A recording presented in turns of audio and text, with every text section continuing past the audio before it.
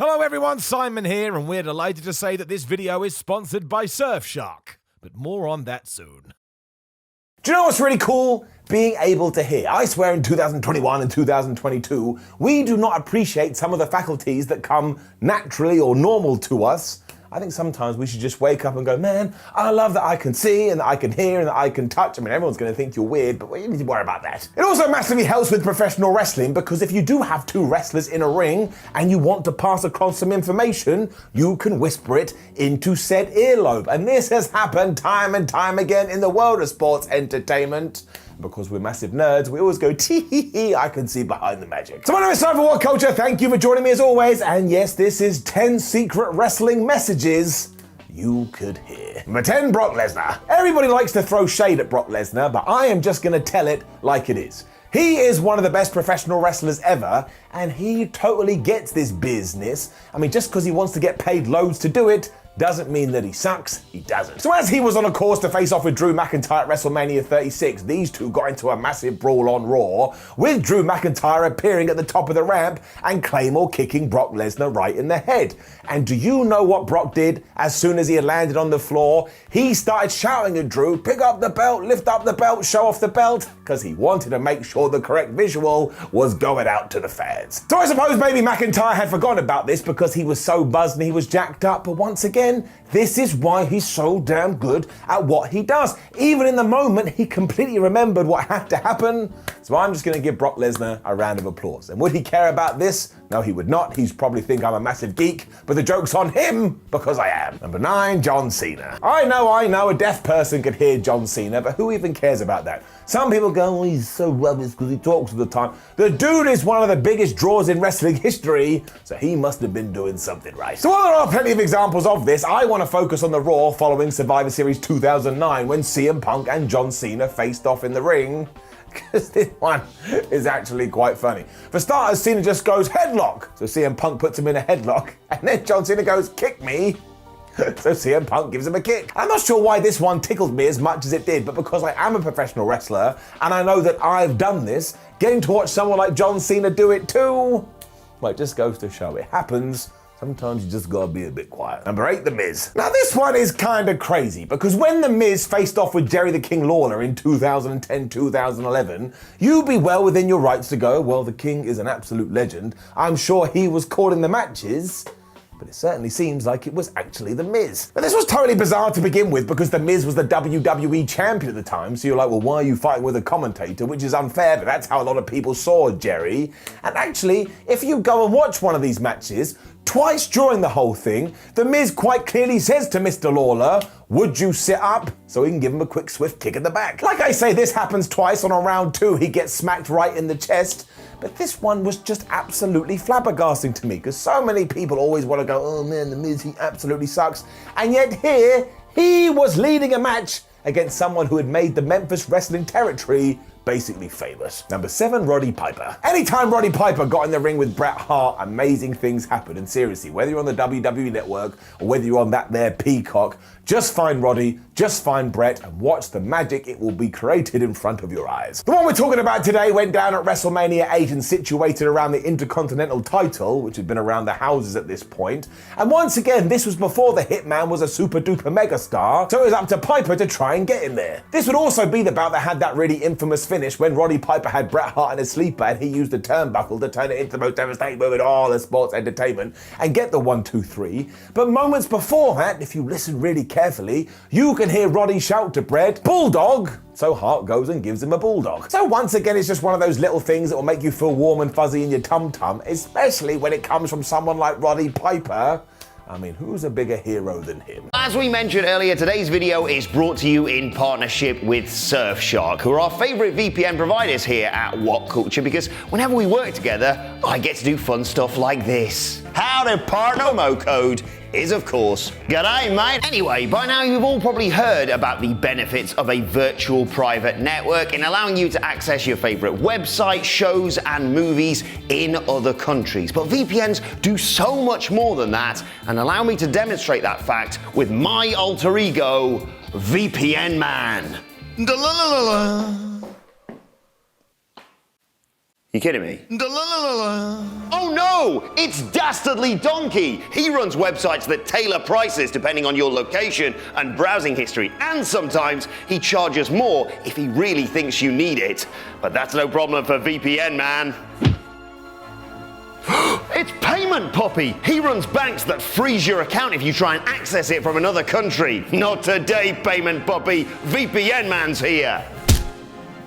Ugh, here's the grumpy giraffe. He's trying to ban Facebook and TikTok because he hates fun. How do you like this from VPN Man?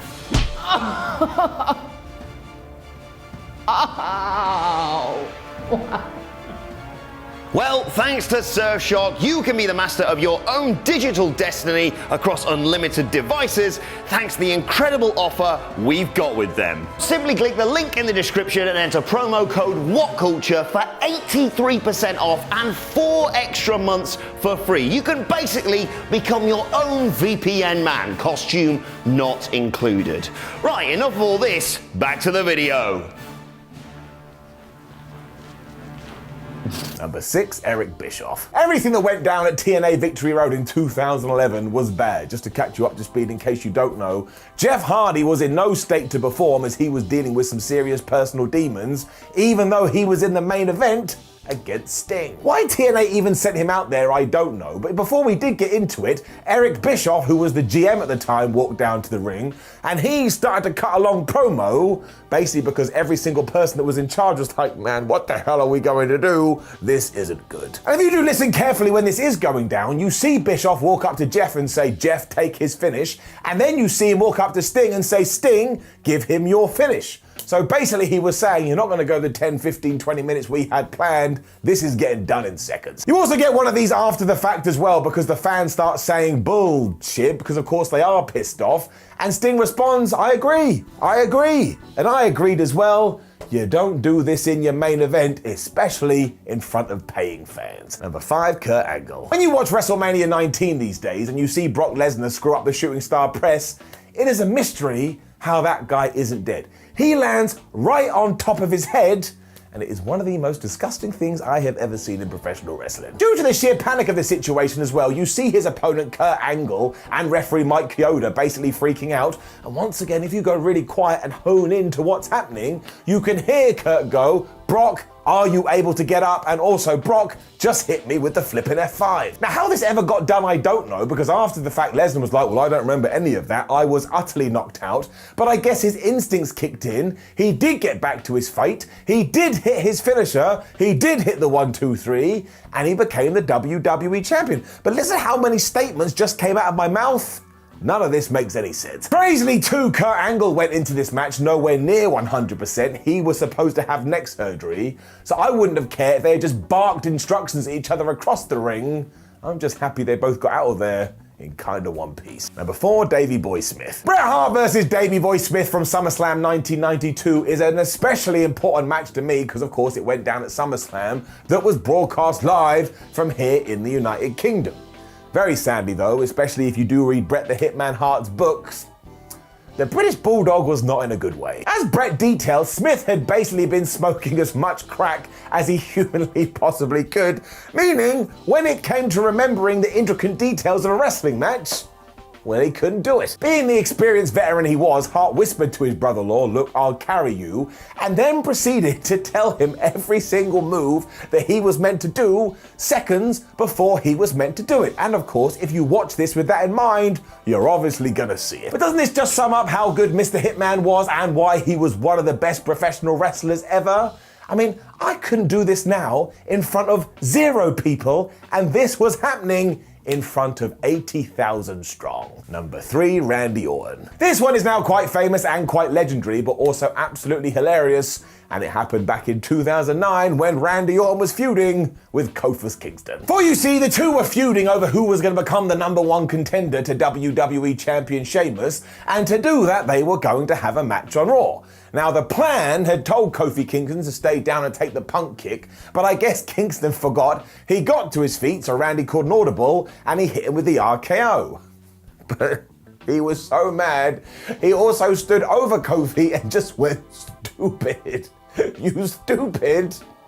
I guess because he thought it was stupid. The only real shame here is that I think it did derail Kofi Kingston's push, which was not needed, and it's probably why when you speed forward 10 years and we were doing this feud again, Kingston talked about it all the time, because I bet it rubbed it the wrong way. I mean, he stood up by accident.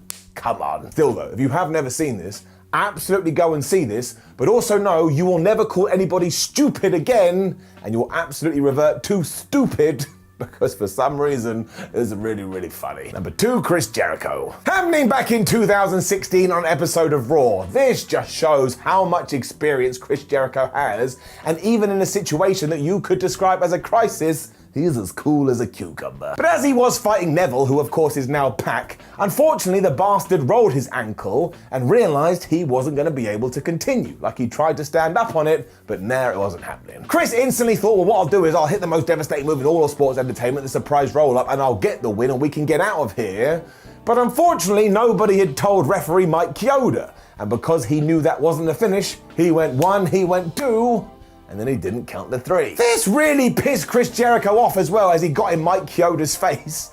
And you can just hear what they're saying here. Nobody's trying to hide it, and it's mostly Jericho going, he's hurt, why don't you finish the damn match? You also get a bunch of F-bombs here that'll make you go tee, because deep down we're all massively immature. But fair play to Jericho once again. He was still in professional wrestling mode, and he went, hey referee, I just pushed you. Why don't you call for the disqualification? This time the referee did understand, and that's how we got out of this. But my word, did we go on a roller coaster beforehand. Number 1, Bray Wyatt. Back in 2015, apparently, Bray Wyatt sent us a massive message within a bunch of promos he cut, and even today, in 2021, nobody has actually uncovered this secret. Now, there's every chance Bray was trolling us. I mean, why wouldn't you do that if you could? But here is the tweet from May 5th, 2019, where he said, fun game time, which gets me excited. Bet you didn't know that in 2015, I did 8 consecutive promos where one sentence didn't belong in each of them. But together, they make up a secret message.